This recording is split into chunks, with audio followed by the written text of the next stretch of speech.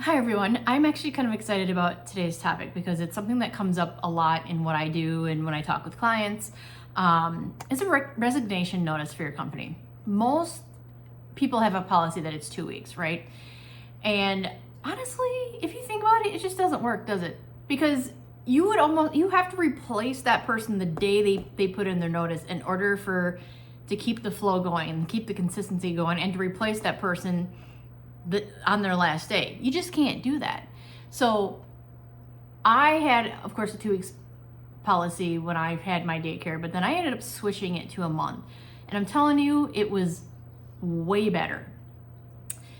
Think of it this way. If you have a 2 weeks policy, you're guaranteed at least 2 weeks, maybe less, right? If you have a month's policy and your people know that, you are guaranteed at least 2 weeks, maybe a little bit more. Because yes, sometimes people are not always gonna give you a month's notice. They may give you a 3 weeks notice, but at least you're gonna get a little bit more time out of it because they know you have this policy. And the good people are gonna actually give you more time and are actually gonna respect your policy.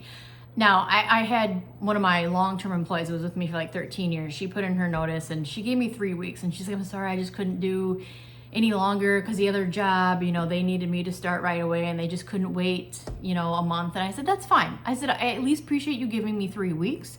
So, but in the idea behind it is, like I said, if you had a 2 weeks policy, she would have only given me 2 weeks. But I got an extra week out of it because I had the month policy. So do you see where I'm going with this?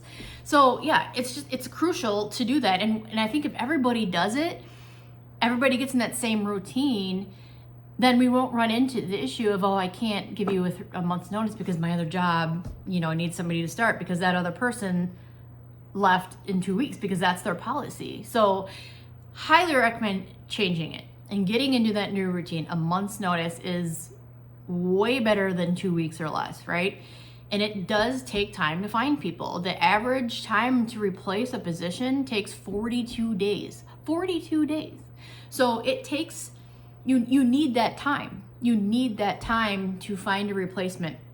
So if you don't have a month's notice resignation policy, I highly recommend putting one in place, and you will see the difference once you get into a different routine. There might be a little bit of transition period there, but I'm telling you, it's going to be way much better on you. And as long as you have good people working for you and they respect you, they're gonna at least give you a little bit more than 2 weeks if they can't do a full month. But so yeah, I hope that helps. I hope that at least some of you consider it and maybe put it into place.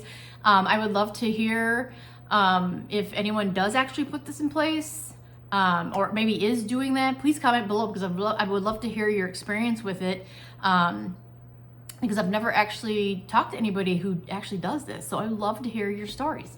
I appreciate you listening and keep following.